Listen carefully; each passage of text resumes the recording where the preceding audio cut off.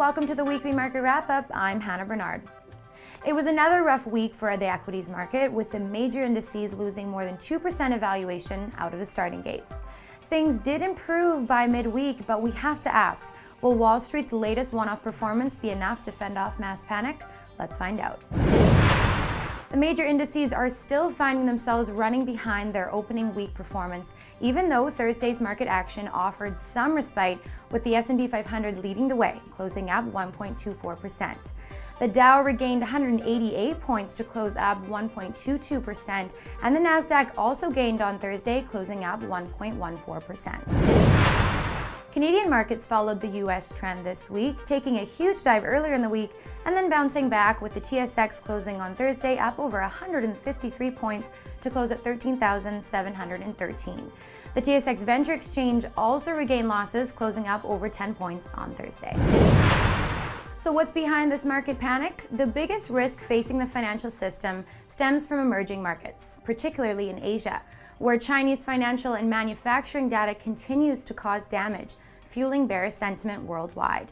The Japanese Nikkei 225 has also suffered enormous volatility, down nearly 11% year to date. Both regional powers are nervously eyeing a potential dovish statement by the European Central Bank and a positive jobs report from the U.S. Labor Department, which could provide a much-needed spark to their respective domestic economies.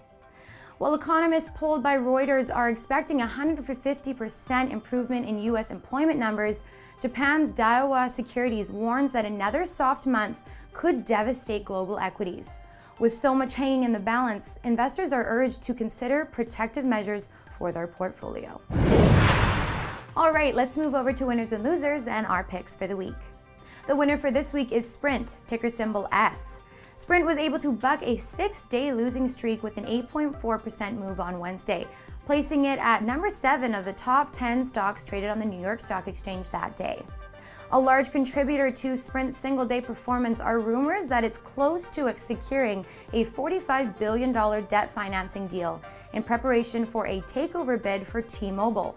Earlier this week, Sprint and the FCC likely met to discuss the merger, which previously faced public resistance from government officials.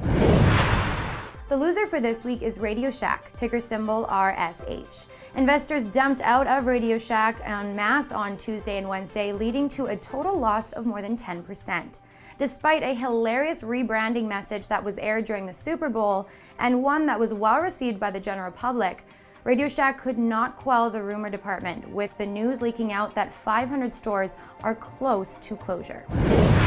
Turning now to precious metals, it was a relatively slow week overall. However, gold did get off to a fast start on Monday, moving up over 1.2% on the COMEX as macroeconomic unease, particularly centered on the emerging markets, pushed money into safe haven assets. On Thursday, gold closed at $1,257, essentially flat against the prior, as traders wait in anticipation for the release of the jobs report.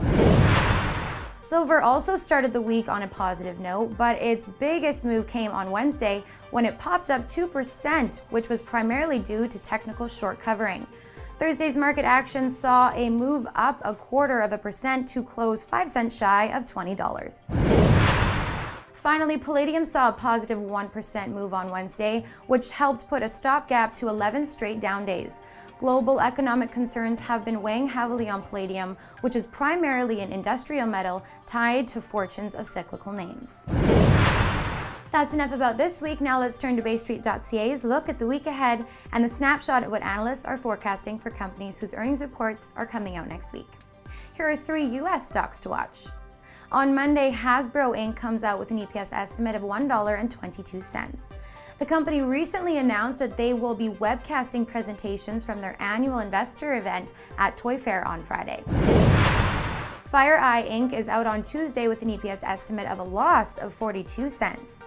And lastly, on Wednesday, Cisco Systems with an EPS estimate of 41 cents.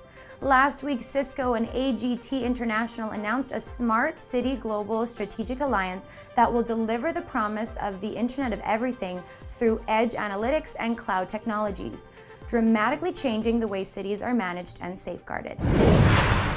Checking in on Canadian stocks to watch out next week. Out on Monday is Great-West Lifeco with an EPS estimate of 60 cents compared to 37 cents from the same quarter last year. And a big day for Canadian media companies on Wednesday. First up is Thomson Reuters Corporation with an EPS estimate of 53 cents. Last week, Thomson Reuters announced it has added award-winning news sentiment data, including sentiment analysis of Twitter feeds, to its flagship financial markets desktop. Rogers Communications Inc. is also out on Wednesday with an EPS estimate of 75 cents. This compared to 88 cents in the same quarter last year. And that wraps it up. Thanks again so much for joining us for another weekly market wrap-up. Before you head out for the weekend, make sure to subscribe to our YouTube channel and find us on Facebook and on Twitter. For Viral Network News, Crush the Street, and BayStreet.ca, I'm Hannah Bernard.